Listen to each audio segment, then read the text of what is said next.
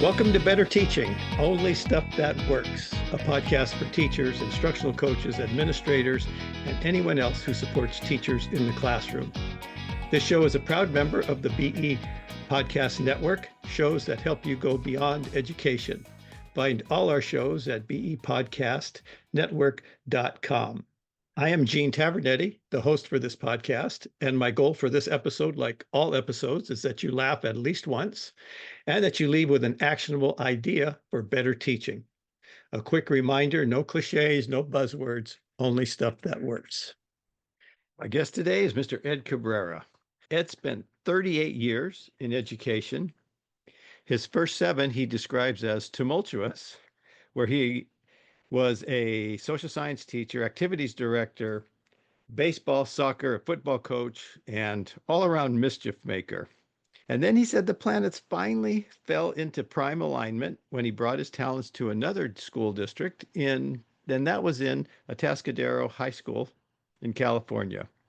In his last 31 years in the classroom, he had the opportunity to teach world history, American history, journalism, yearbook, Spanish, political science, and economics. Outside the classroom, he had been both the newspaper and yearbook advisor and has coached varsity and freshman football, as well as frosh and JV baseball. In support of teachers, he has served as a department chair, district and high school technology mentor, peer assistance and review consultant, and has served as a Teachers Association president. Ed is officially retired as far as his pension plan is concerned, but he continues with his life's passion in other capacities. He serves on the board of 2 Central Coast nonprofits that are dedicated to keeping the public connected with the greater world. With lifelong learners of the Central Coast, he brings together a diverse gallery of instructors with a large community of curious minds by offering an eclectic array of classes at a variety of local venues. With the League of Women Voters, he uses his expertise of 4 decades of teaching civics in high school classroom to impress the importance of being an engaged and informed voter and protecting the integrity of the ballot. In his personal life, he's been married to his lovely bride, Lorraine, for 45 years, and the couple has a daughter and son who both reside in San Luis Obispo County. It's my pleasure to have an opportunity to share my conversation with Mr. Ed Cabrera. Good morning, Ed. Thank you so much for being on Better Teaching, Only Stuff That Works. Good morning, Gene. Always willing to help a fellow Spartan. Hey, all right. Well, we go back a long ways. You mentioned about being Spartans. We've known each other, as the boomers say, over 50 years, that sort of thing. And so we have been acquainted and friends. And one of the things that we have never, ever talked about, and I do not know where you are politically on things, and I don't care. I know that both of us grew up and live in a blue state, yet we both live in more conservative red areas. And so it's, there's no way to stereotype, I guess, because you just don't know somebody's politics and it doesn't matter. When we're talking about education, I don't think it matters. Well, you're a bit wrong on my area. San Luis Obispo, where I hail from now, is leaning toward the left because it's a university town. And I just saw recently where the number of registered Republicans and number of registered Democrats are the same in this county. Oh, okay. Okay. So I always like my guests to correct me in the first 30 seconds. Don't worry about that, Gene. So thank you. Thank you, Ed. But one of the things that, in your introduction, talked about the length of time that you have taught history, social studies, economics, political science, government, all of those things, thinking about all the current events that occurred while you were teaching. And I just thinking about it, you had at least 10 presidential elections, 1 impeachment. We had 9/11. You had the first Iraq War, the second Iraq War. We were in Afghanistan, assassination attempts. And so there was a lot of stuff going on. That doesn't even count all the crazy stuff around 2K, Y2K. So you were in the classroom with kids during all of those times. And you remind students, not only are you teaching history, you lived it. You lived it. And some of them are more controversial than others. And one of the traps that we fall in as teachers is that some of the events are more near and dear and personal to us, and we have to convey that emotion to them. And there's personal disappointment when we're not able to do that. First time I ever taught the Vietnam War, for example, an extended amount of preparation, and I didn't feel like the students reacted the way in which they would. So I have to just kind of temper my expectations. When something is controversial to me, that doesn't mean that it's controversial to someone else. So that's the task at hand, isn't it? Try and convey that emotion. Well, and then some will say that is exactly what you shouldn't be doing, is conveying that emotion. What's your thought about people who Oh, say teachers shouldn't do that? well, when I'm there's a difference there. Is the topic controversial and exciting, and is it noteworthy? So you have to bring that excitement into the classroom, otherwise you're not going to wake people up during first period. So that doesn't necessarily mean that you have to convey your own personal emotions in that you tell people how you are going to fall on the subject. There is a difference there. Okay. Okay. Well, you have thought about this a lot, that making that distinction. And you have come up with some ways that you think are very, well, they are very helpful for teachers to discuss controversial topics. But when I first contacted you about this, about doing this podcast, I remember you saying, boy, I wish I was teaching right now. My lesson plans would be written for every day. All I had to watch the news, and then my lesson plan, we'd know what we were going to be doing the next day. Is that a good way? Before we get into your other suggestions, is that a good way for most people to prepare if they're Well, it's exciting because I've lived 5 minutes from my classroom. I've lived 45 minutes from my classroom. And I must say it was better off when I had a longer commute because then I could mull it in my mind. When I lived 5 minutes from my classroom, sometimes you just had to shoot from the hip. But I do have radio and television and newspapers to thank for my many of my lesson plans because it's kind of like that TV shows would say, rip from the headlines. And don't you have to teach relevance? And if there's students that are paying any kind of attention to the media, they already know what you're talking about. So half the job is done for you. So how do we do that? Okay, so let's put some things together. We're going to talk about bringing the emotion, but not bringing your personal opinion. We're going to talk about ripping the stories from the headlines. And I've talked to teachers today, not today, but recently, about the fact that they just don't get into controversial issues anymore. And after I read your how to discuss controversial topics, I think there's a gap in their knowledge about how to do it. And so, one of the things you talk about, if it's okay, if we could just talk about some of the things that you've established as guidelines to help teachers. Sure. First and foremost is to create the environment. People Teachers often say, I don't need to be your friend. And I subscribe to that. But you should be trustworthy. You should be somebody that somebody can depend on. So when I talk about the proper environment, I talk about where people feel safe in discussing some of their innermost thoughts. Now, I probably get too much credit because for the vast majority of my career, I taught 12th graders. So you're talking about people who are on the cusp of adulthood. The real heroes in education are the people who teach middle school, freshmen, and sophomores. They're the people that are fighting the real battles. By the time they become 12th graders, they're able to take more responsibility. But anyway, you build an environment where people trust not only the teacher, but each other. And you have to stress active listening so that not only are you getting the ideas from your classmates, but that you're responsible for them as well.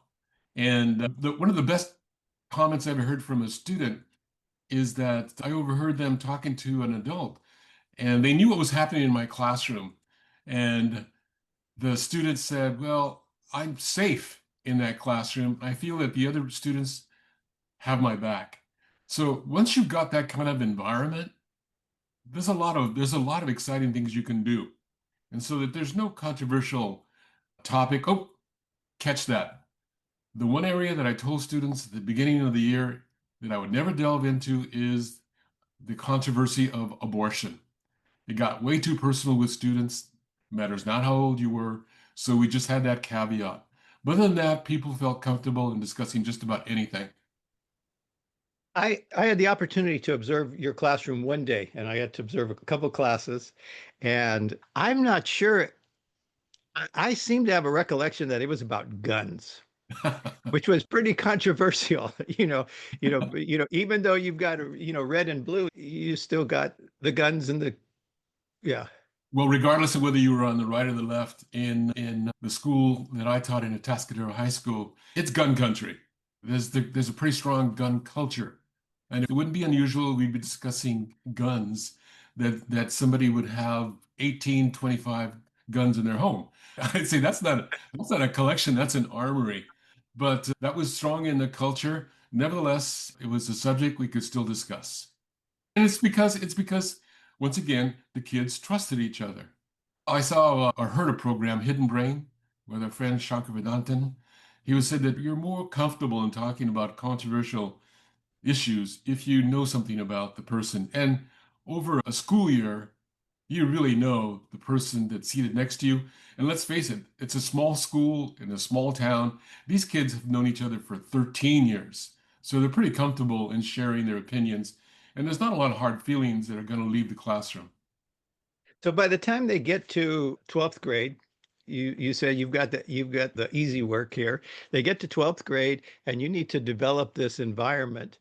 Are there any specific things that you did, any strategies to build that environment of trust? Sure. Day one, I would talk to my colleagues and they would kind of dread day one of the school year because they're going to have to talk about the rules and how they reach their grades and their expectations and the punishment involved, etc. I hit the road running. Day one, we would talk about an essay that my seniors would write. And I told them ahead of time, this is going to be a topic. In fact, I can predict right now it's going to be your number one topic. So kids, of course, said, "Oh, we're going to talk about sex. We're going to talk about music. Oh, guaranteed, it's your number one favorite subject. We're going to talk about you." So they got really excited. They wanted me to share some answers that I would give if I was writing an essay about myself because we gave them a brace of questions in order to get started. And in talking about myself and being able to laugh at myself and kind of bury myself, we took the personal side on the very first day and we had an assignment the very first day. And that's how you start to build an environment as opposed to build a framework of expectations. We took care of that later. It was taken care of. But day one is get to know each other. Okay. Ed, knowing you, are you responding saying that it always worked, or you never had kids that didn't come along right away? I guess if you have the kid that just doesn't want to do that and becomes adversarial with you. There were some uncomfortable times because I would corner students, maybe that's a bad word, but I would challenge them. I would challenge the students who had a history of getting a pass. And I would apologize to them because I would apologize for my colleagues who were allowing them to become 12th graders and never being challenged with an open-ended question. And those people would become my personal projects. So that, let's say on day one, I find out that they're hesitant to do that. It's kind of like, Gene, I'm coming back to you. And I loved large classes because in small classes, people would say, "Mr. C, you're kind of beating up on me." What do you mean by that? Well, you're getting in my face and asking me questions all the time. Whereas when you have a big class, it'll take me a while to get back to Gene because I've got to get through 29 other people. But anyway, Gene would be my project. And yes, on day one, there would be people hesitant to follow the model. But I guarantee you by the end of the year, there wouldn't be anybody left. Well, I think what you just described is a way I like to operationalize high expectations. You know, my expectations are so high for you, I'm not letting you slide. I mean, we do that I know we share a coaching background as well. And, You have a player, you're not going to let them slide. You have a student, you're not going to let them slide because you know they can do better. And you were a much better athlete than I was. You're 10 times the athlete that I was. And I remember one football game where I would actively try and hide from the head coach so that he wouldn't call me to put me into the game. So that helps me with my teaching, and that helps me with my total life philosophy, in that there are people that are just scared to death, people that things don't come naturally to them. And were I a better athlete, were I a better student, then maybe I wouldn't be able to identify with those people. But I do. I was that person. I had to be that person that would be drawn out. I don't possess the natural talent that other people do. Okay, so let's move on to another area. So area number one, establish a safe environment. And then you talk about communicating proactively. Then you talk about that one. I used to complain to administration, why are you having your back to school night so quickly? So sometimes it would be the first week of school, but then I realized I should make this work for me. So when you're making those presentations to the parents, you're telling them what's going to happen. In fact, if you had time, you'd give a little quick lesson on how we're going to use controversial subjects. Now, I feel for my fellow professionals today, because that was before the day of the ubiquitous cell phone where people were going to be filmed. I would have a defense. I would have a defense built in on the back to school night, but it would be hard to fight when I'm being recorded and people lose their privacy.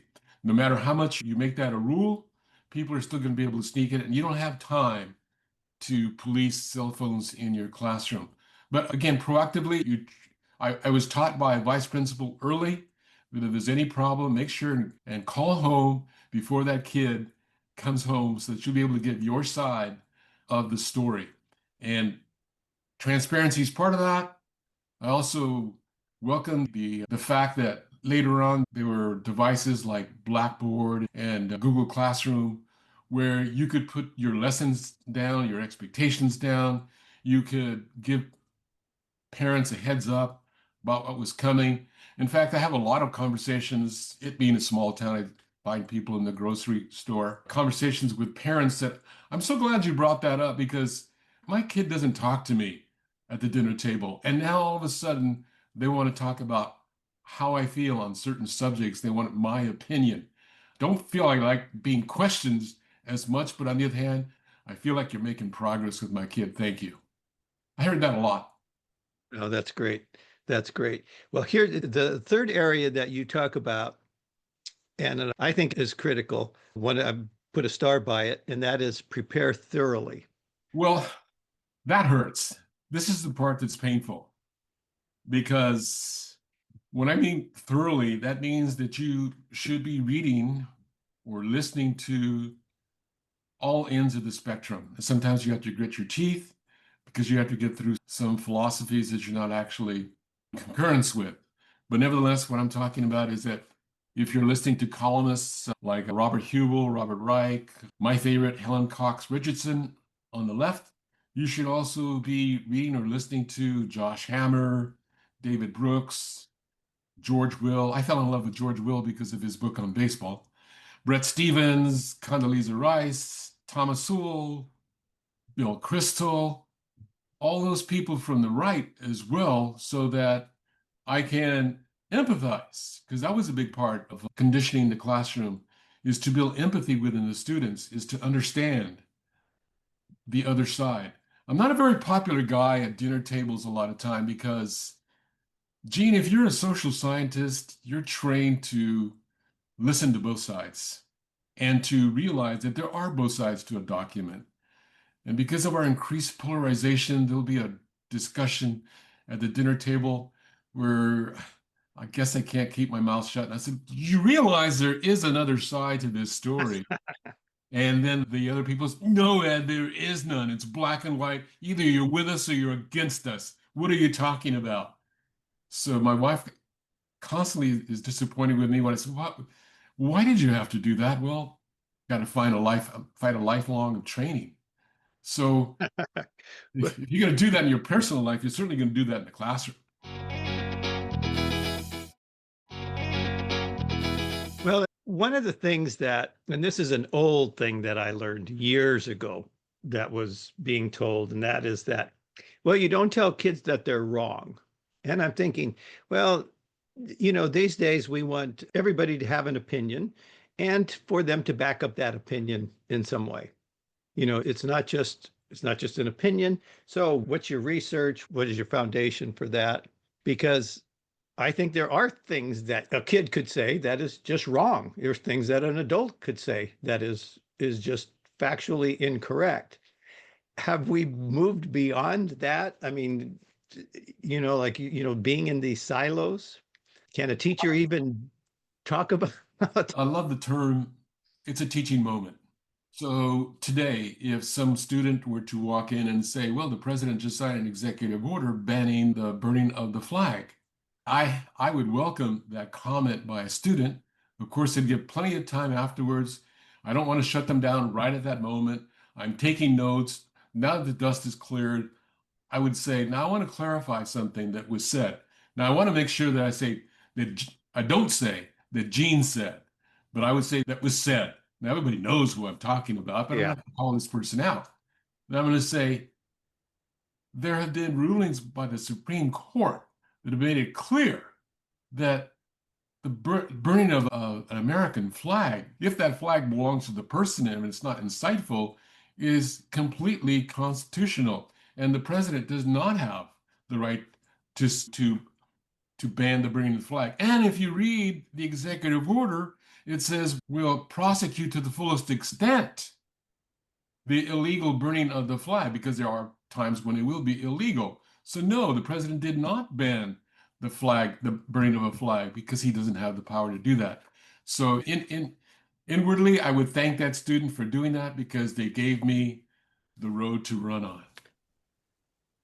well, and I think that is I really appreciate the way that you described that because that's what I hear from social studies teachers. I hear from folks who are, have researching this today. What sort of controversial issues are even examined today in classes? And teachers just avoid them altogether. And then there are some people on the conservative side politically who believe that educators should just avoid those topics completely. I don't know how they can do. I mean, can you even do that? I mean, what would you be teaching in a civics class if you completely avoid the example that you just gave, for example? Well, I think first and foremost, your job as a teacher is just to teach a kid to think in the first place. And you can't throw a forward pass unless you practice an effective forward pass and unless you practice it every day and work on the different angles and throwing motions, etc. It's the same thing in the classroom. You can't build your ability to process a deep thought unless you practice it every day. And you are told you were wrong from time to time, but not face to face, not Right. cornered, not where you lose face. But you need to be able to do that, and you're able to do that in a safe environment. And that goes back to building the environment where the kids don't have to like you, but they do have to trust you. Well, and again, going back to another point you made, the very beginning of this conversation about trying to create excitement about what's going on day to day, that they're living history. Your 12th graders may be close to being adults, but there's still no context. And I'm going to, when we were in when we were in school in the old days, I mean, it was less than like 20 years prior World War II ended. But who got excited about World War II when you're in high school? Well, you probably shared the same world history teacher that I did at Gonzales, and that was Mr. Derschwager, and he happened to be in Europe at the time of World War II. And my lament at that time was that he got so stuck on World War II that we never got it beyond 40s. And I crashed and burned because I like to experiment so much in the classroom. One year, I decided I'm going to start American history backwards. I'm going to start with, I think it was 2010 or 2005, I forget. start working 2010 or work backwards. I the kids really appreciated it good because we're finally going to be able to talk about things that we want to talk about. But remember that burn that I talked about? Well, at the middle of the semester, I had some of my students transfer to a colleague's, and he had his students transfer to mine. And he taught in the conventional way. So now students were having to cover the same semester they had done first. So you have this grand idea, but it doesn't always work. Yeah. Well, I think the getting back to what I started, I think the idea of that content knowledge of both sides of the issue or all sides of the issue so that you feel comfortable leading the discussion. And I think after I had a chance to observe your lesson, you asked me how it went. And I don't know if you remember this. And I said, I think it went about what I expected.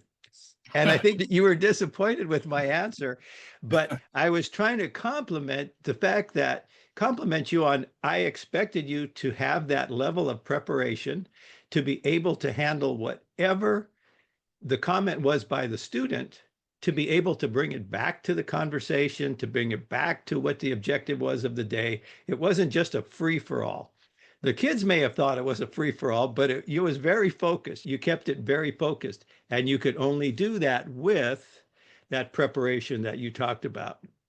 Yeah, I had two administrators visit my classroom one day, and one was familiar with my work and one was not. And later on, the one that I was familiar with shared the conversation. The unfamiliar individual said, "Boy, there's a lot of noise. The noise level in this classroom is disturbing." And my friend said, "Well, but listen to the noise. What are they talking about?" Well, they're talking about the unrest in Los Angeles. That's right, they're on task. So there's good noise and there's bad noise. Well, this wasn't we didn't talk about this at all beforehand, but you're talking about discourse in the classroom, kids talking amongst themselves, you leading a discussion, thoughts about technology in the classroom. It can be a huge advantage and it can be a huge disadvantage. Let's refer to PowerPoint, for example. I love PowerPoint, but it did come to a point where I realized that I was overusing it to the detriment of my other talents. And that is the downside to technology. Also, technology, if it works, is a boon, but when it doesn't work, then it just eats up a lot of precious time in your classroom. And then in the haves and the have-nots.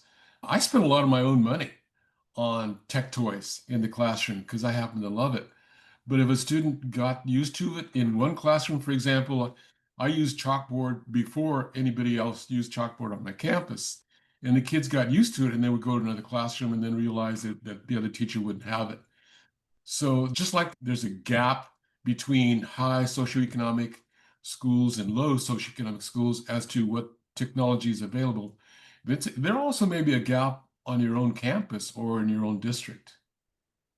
Well, I recall again, N of one, sample size one. The one time that I was in your class, again, I remember there was you led with some sort of presentation.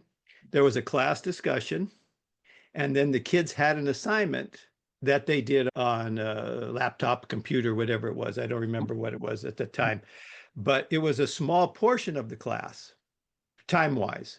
It wasn't what I'm concerned about now, and I'd like your opinion, and we've never talked about this, is after COVID, it seems like there's kids are on the screen so much to actually get the primary content that the computer is used as the deliverer of the content without the mediation of the teacher and or other students. Well, I know that AI, robots will never replace teachers because you and I both have taken courses online and they're never as rich.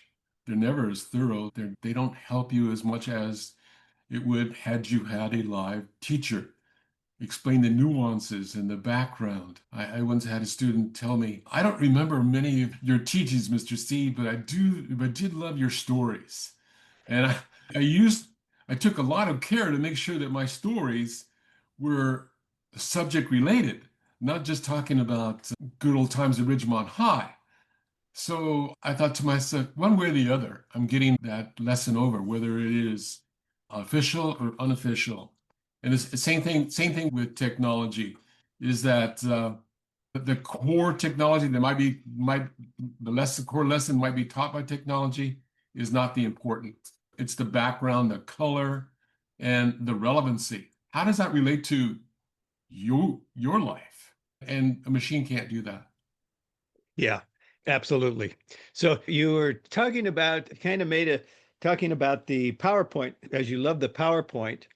And again, you gave me some background on how you construct a slide deck. And I would like for you to go into some specifics, but one of the overarching things that I noticed was a minimalist, that it wasn't the PowerPoint wasn't teaching the kids. No, parents, teachers sometimes would say, other teachers, students, can I have a copy of your PowerPoint? And certainly I would share that's what teachers do, but it doesn't provide the details. If it did that, you'd just have a transcript up on the wall. You wouldn't have the highlights.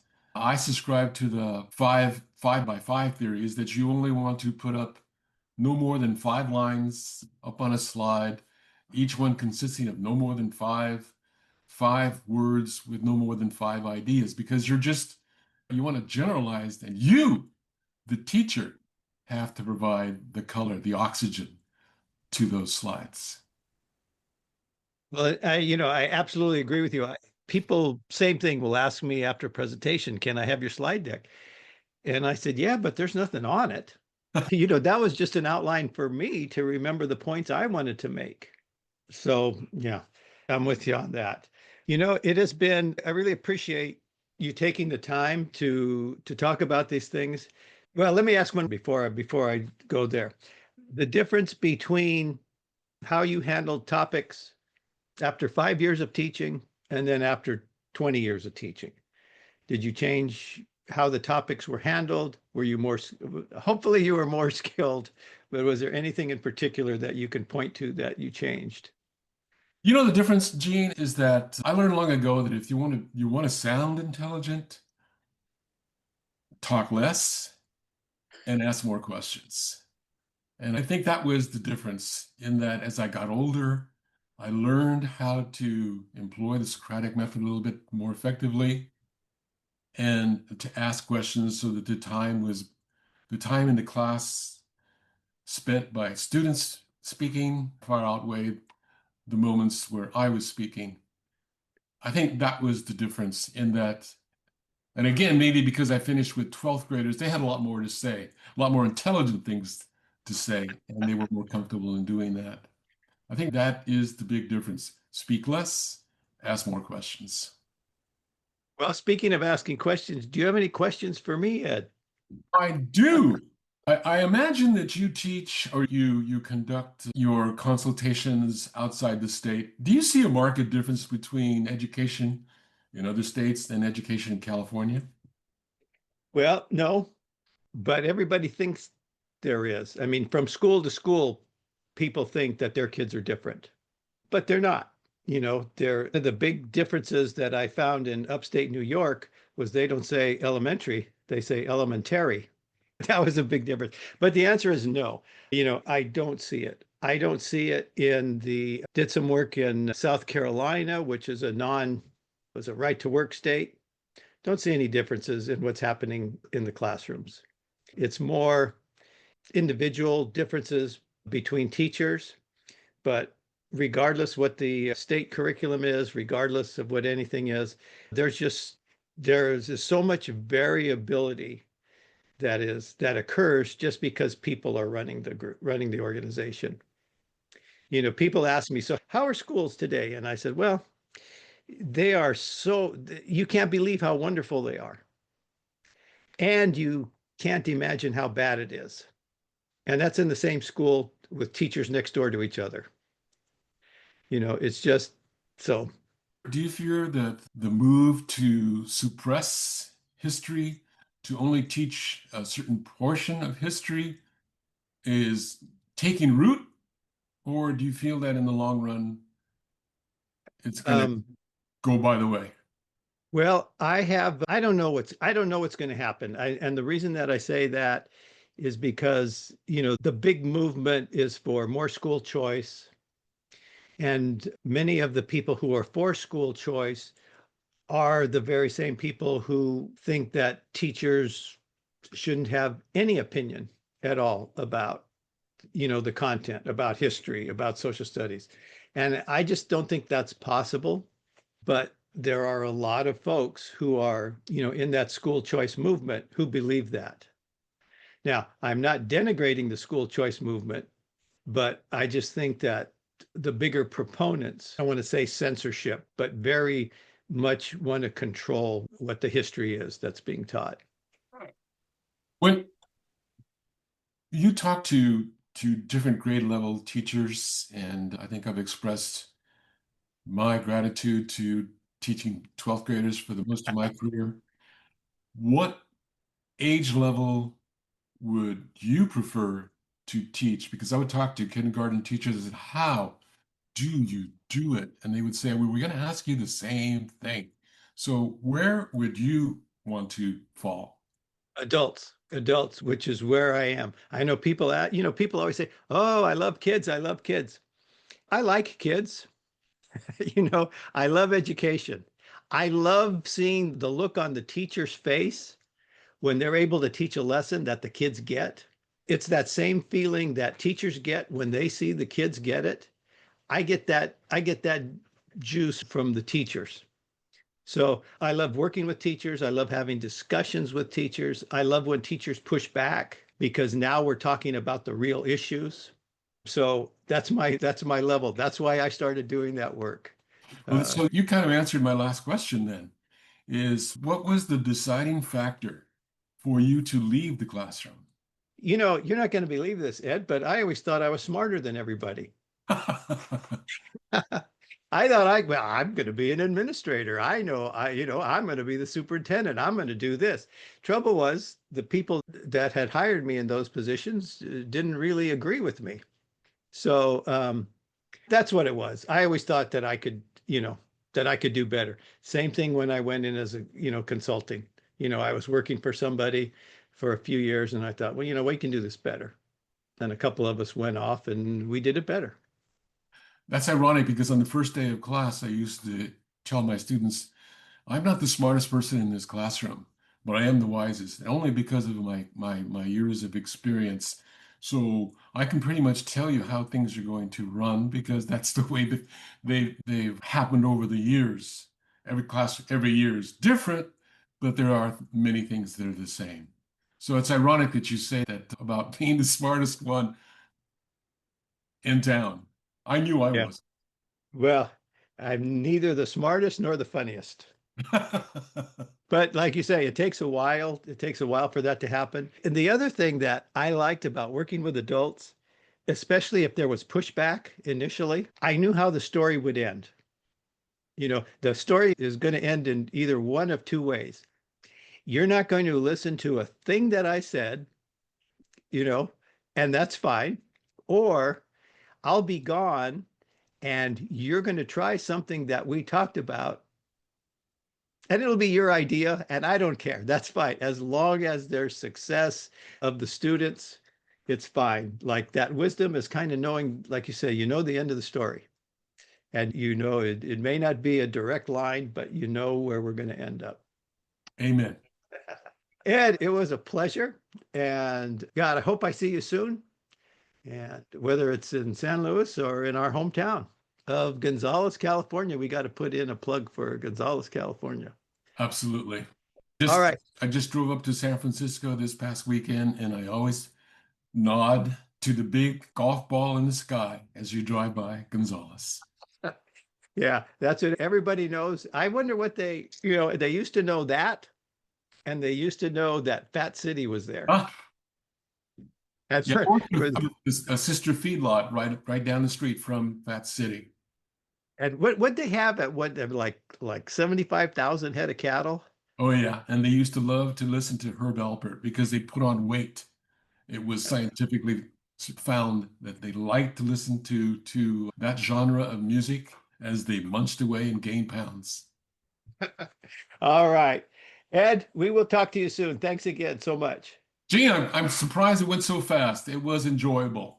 And I've become a big fan of your podcast. I just love your style, and I especially respect the type of person that you have as a guest. So I'm All right. humbled that you asked me. Oh, my goodness. Thanks. We'll talk to you soon, Ed. Bye, Gene. If you're enjoying these podcasts, tell a friend. Also, please leave a 5-star rating on Apple Podcasts, Spotify, or wherever you listen. You can follow me on Blue Sky at G Tavernetti, on Twitter, X, at G Tavernetti, and you can learn more about me and the work I do at my website, tesscg.com. That's TESSCG.com, where you will also find information about ordering my books, Teach Fast, Focused, Adaptable, Structured Teaching, and maximizing the impact of coaching cycles.